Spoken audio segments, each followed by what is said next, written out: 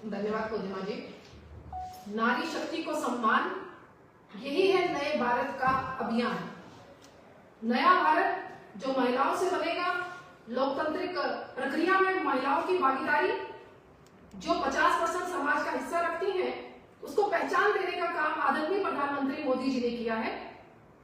बहन पूर्णिमा जी ने बड़े विस्तार से बताया कि 2023 में यह अधिनियम पारित किया गया है। इसमें कुछ संशोधन होंगे जो 16, 17, 18 को सेशन लगने जा रहा है। हमें उम्मीद है कि हर पॉलिटिकल पार्टी इसमें सहयोग करेगी और महिलाओं को उनका हक मिले उसके लिए काम करेगी। हम सब जानते हैं कि अगर नारी शक्ति जो है सशक्त होगी तो समाज सशक्त होगा। समाज को बढ़ाने का काम, समाज को एकजुट करने का काम महिलाएं करती हैं, ये हम सब जानती हैं।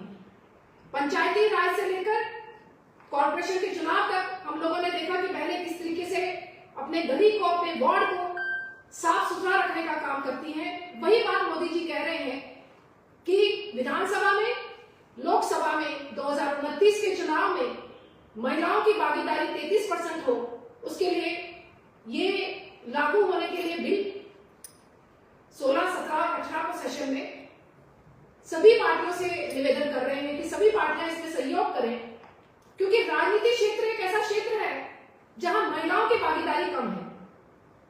कांग्रेस ने तो कोशिश की अपने समय में कि महिलाओं का ये बिल लाया जाए, मगर मंशा नहीं होने के कारण ये बिल पारित नहीं हो पाया उनकी सरकारों में।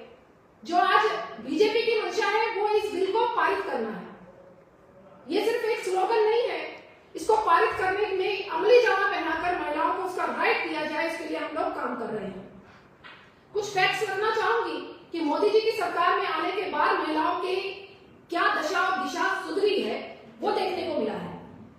वैश्विक शोध के लगातार ये दिखा रहे हैं कि महिलाओं की अगर भागीदारी बढ़ेगी तो कहीं ना कहीं हमारे देश की आय भी बढ़ेगी, वो देखने को मिल रहा है।